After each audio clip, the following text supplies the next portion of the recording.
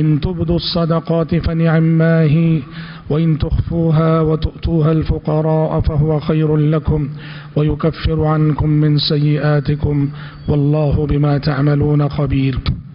حضرات، ابھی خطبہ مسنونہ کے بعد میں نے سورۃ البقرہ کی ایک آیت آپ کے روبرو تلاوت کی ہے۔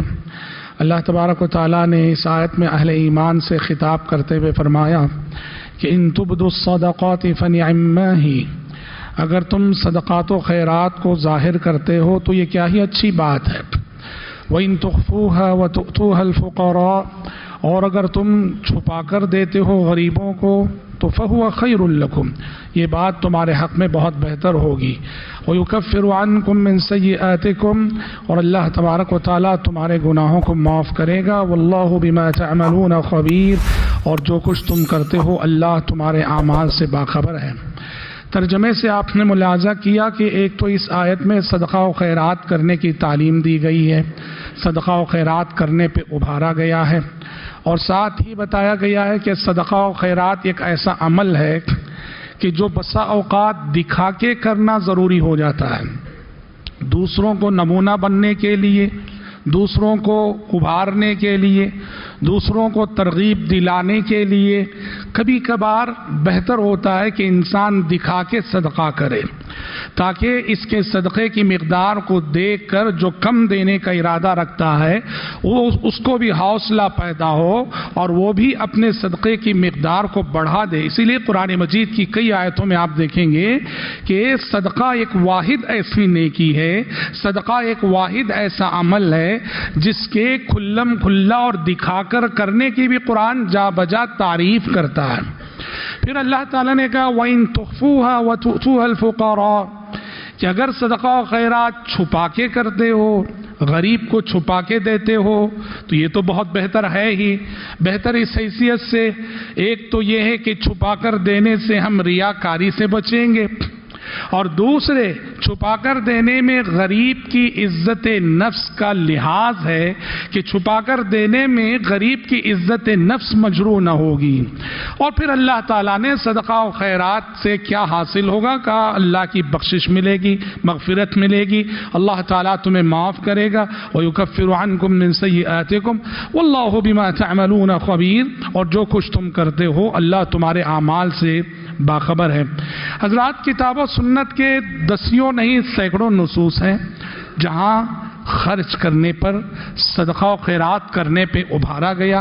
پیارے نبی صلی اللہ علیہ وسلم فرماتے ہیں کہ ہر صبح آسمان سے دو فرشتے اترتے ہیں، ایک فرشتہ خرچ کرنے والوں اور صدقہ و خیرات کرنے والوں کے حق میں دعا دیتا ہے، اور دوسرا فرشتہ جو لوگ خرچ نہیں کرتے ہیں، صدقہ و خیرات نہیں کرتے ہیں، صرف جمع کر کر کے جو ہے چھوڑتے ہیں، اللہ کے بندوں کو ویسے نہیں دیتے جیسے اللہ نے انہیں دیا، تو دوسرا فرشتہ ایسے لوگوں کے حق میں بددعا کرتا ہے۔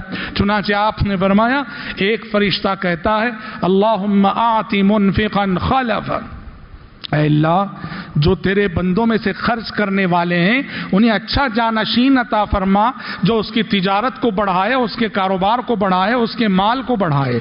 دوسرا فرشتہ کہتا ہے اللہم اعطی ممسکا تلفا، اے اللہ جو تیرے بندوں میں سے خرچ نہیں کرتے ہیں، جمع کر کر کے رکھتے ہیں، تو انہیں برا جانشین عطا فرما، ایسا جانشین جو اس کی جمع کی ہوئی ساری دولت کو برباد کر دے۔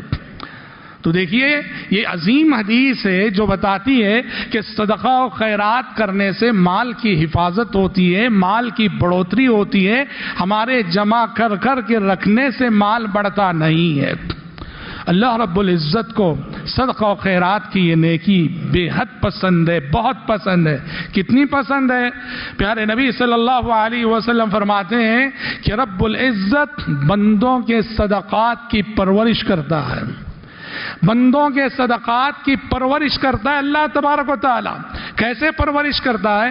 کہا تم ایک کھجور کا صدقہ دیتے ہو، بخاری اور مسلم کی حدیث ہے، ابو ہریرہ راوی ہیں کہ پیارے نبی نے فرمایا تم ایک کھجور کا صدقہ دیتے ہو، اللہ اس صدقے کی پرورش کرتا ہے، اس صدقے کو بڑھاتا ہے، یہاں تک کہ روز قیامت تمہارے ایک کھجور کا صدقہ پہاڑ کے برابر آئے گا۔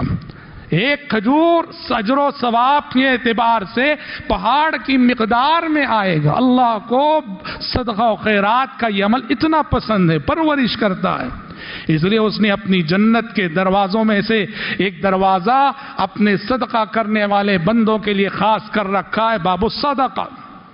باب الصدقہ، کہ جس سے وہ بندے داخل ہوں گے جو صدقہ و خیرات کرنے والے بندے ہیں. پیارے نبی صلی اللہ علیہ وسلم سے پوچھا گیا کہ افضل الصدقہ، اے اللہ کے نبی سب سے افضل صدقہ کون سا ہے؟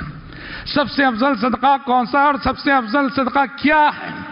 آپ نے فرمایا ان تصدق وانت صحیح شحیح تأمل الغنى وتخشى الفقر.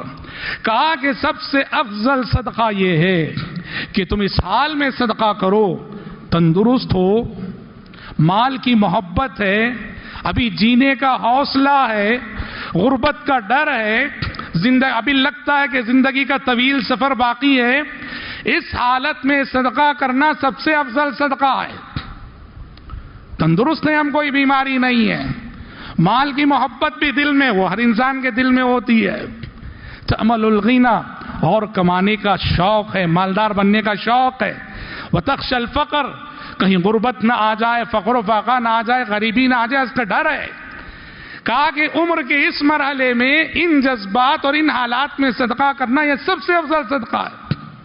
ولا تمہل، کہا کہ صدقہ کرنے میں ٹال مٹول مت کرو، دیر مت کرو، تاخیر مت کرو، اتنی تاخیر کہ حتی اذا بلغت الحلقوم، یہاں تک کہ جب تمہاری جان حلق تک آ جائے، یعنی موت کا وقت آ جائے، روح نکل رہی ہے، اور اس وقت تمہیں غریب یاد آتا ہے، صدقہ یاد آتا ہے، اور اس وقت تم وصیت کرنا چاہتے ہو کہ لفلان کذا ولفلان کذا، کہ فلاں غریب کو اتنا دے دو، فلاں رشتہ دار کو اتنا دے دو، فلاں یتیم خانے کو اتنا دے دو. وقد کان لفلان، تمہارے فلاں فلاں کو کہنے سے پہلے وہ کسی اور فلان کا ہو چکا ہے مال.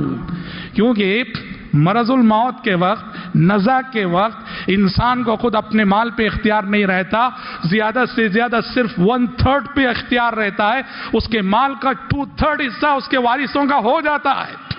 اس لیے شریعت کہہ رہی ہے کہ صدقہ تمہیں موت کے وقت یاد آئے، موت کے فرشتوں کو دیکھ کر یاد آئے، نزع کے عالم میں یاد آئے، یہ اچھی بات نہیں ہے. ہاں صدقہ کرنا ہے، کب کرنا ہے؟ جب تندرست ہو، صحیح ہو، زندگی کا طویل سفر باقی ہو، جینے کا حوصلہ ہو، مال کی محبت ہو.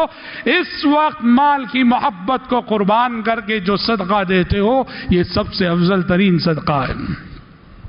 پیارے نبی صلی اللہ علیہ وسلم عید جیسے موقع پر، عید بہت خوشی کا موقع، بہت اہم موقع، جہاں سارے مسلمان مرد عورت بڑے چھوٹے سب جمع ہوتے ہیں. عید جیسے موقع پر پیارے نبی صلی اللہ علیہ وسلم خاص طور پر جو نصیحتیں فرماتے تھے سامعین کو، اس میں صدقہ و خیرات کی بھی ہوتی تھی. مردوں میں خطاب کرتے، عورتوں میں جاتے، عورتوں میں جا کے الگ سے عورتوں سے خطاب کرتے، کیونکہ ظاہر بات ہے آج کی طرح سے مائک سسٹم کا دور نہیں تھا. عورتوں کو الگ نصیحت کرتے، اور ایک موقع سے آپ نے عید کے موقع سے عورتوں کو نصیحت کرتے ہوئے کہا یا معشر النساء تصدقن ولو من حلیکن فانی اریتکن اکثر اہل النار، اے گروہ خواتین صدقہ کرو، صدقہ کرو، کیونکہ میں نے دیکھا کہ نار جہنم میں عورتیں زیادہ ہیں. کہا کہ صدقہ کرو، بھلے سے صدقے میں زیورات ہی کیوں نہ دینے پڑے. عورتوں نے پوچھا قلنا وبما یا رسول اللہ، ایسا کس لیے کہ عورتیں زیادہ آپ نے جہنم میں دیکھی ہیں؟ آپ نے فرمایا تکثرن اللعن وتکفرن العشیر، 2 گناہ تمہارے پاس بہت زیادہ پائے جاتے ہیں. ایک تو شوہر کی بڑی ناشکری کرتی ہو تم، اس کے احسانات کو بہت جلد بھول جاتی ہو تم، اور بات بات پہ لعنت اور بددعائیں تمہاری زبانوں پہ آتی ہیں. تکثرن اللعن وتکفرن العشیر. ایسے ہی ایک مجلس نے خطبہ عید الفطر میں آپ نے خواتین کو صدقے پہ ابھارا. گھر لوٹنے کے بعد حضرت عبداللہ بن مسعود رضی اللہ عنہ کی زوجہ حضرت زینب، انہوں نے عبداللہ بن مسعود سے کہا آپ غریب انسان ہیں، میں صدقہ کرنا چاہتی ہوں، پیارے نبی نے ابھی ہمیں صدقہ کرنے کا حکم دیا ہے، اب مجھے صدقہ کرنا ہے، اور آپ غریب انسان ہیں، آپ جائیے ذرا پوچھ کے آئیے کہ کیا بیوی شوہر کو صدقہ دے سکتی ہے کیا؟ عبداللہ بن مسعود رضی اللہ عنہ کے لیے حیا، شرم و حیا مانے ہوئی، انہوں نے کہا نہیں تم ہی جا کے پوچھو۔ حضرت زینب پیارے نبی کی خدمت میں چلی آئیں اور آپ کے دروازے پہ کھڑے ہو کے پیغام بھیجا۔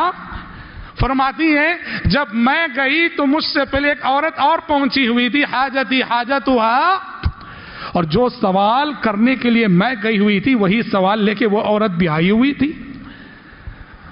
حضرت بلال آئے، کہا کہ پیارے نبی سے پوچھو کہ کیا عورت اپنی شوہر کو صدقہ دے سکتی ہے، بیوی اپنے شوہر کو صدقہ کر سکتی ہے؟ حضرت بلال گئے، پیارے نبی سے سوال کیا کہ دروازے پہ ایک خاتون ہے جو پوچھ رہی ہے کہ کیا شوہر کو وہ صدقہ دے سکتی ہے، ابھی آپ نے صدقہ کرنے پہ ابھارا ہے۔ آپ نے پوچھا کون خاتون ہے وہ؟ کہا کہ زینب۔ آپ نے پوچھا ایو الزیانب، کون سی زینب؟ مدینے میں بہت ساری زینب نام کی خواتین تھیں، امہات المومنین میں خود 2 زینب تھیں، پیارے نبی کی دختر کا نام زینب تھا، اس طرح کئی زینب تھیں۔ تو آپ نے پوچھا کون سی زینب ہے یہ؟ تو بلال نے کہا امرأۃ عبداللہ بن مسعود، کہ عبداللہ بن مسعود رضی اللہ عنہ کی بیوی زینب۔ آپ نے کہا جاؤ ان سے کہہ دو کہ وہ بالکل اپنے شوہر کو صدقہ دے سکتی ہیں اور انہیں ڈبل اجر و ثواب ہے، کہ تو صدقہ و خیرات کا بھی، ایک صلہ رحمی کا بھی۔ تو مسئلہ کیا ہے؟ شوہر بیوی کو صدقہ نہیں دے سکتا، زکوٰۃ نہیں دے سکتا، صدقہ نہیں دے سکتا۔ کیوں؟ بیوی پہ خرچ کرنا شوہر کی ذمہ داری، لیکن بیوی شوہر کو دے سکتی ہے، بشرط یہ کہ شوہر غریب ہے، نہ صرف دے سکتی ہے بلکہ شوہر ہی زیادہ مستحق ہے۔ تو بہرحال عید جیسے اہم موقع پر نبی کریم صلی اللہ علیہ وسلم لوگوں کو صدقہ و خیرات کرنے پہ ابھارا کرتے تھے۔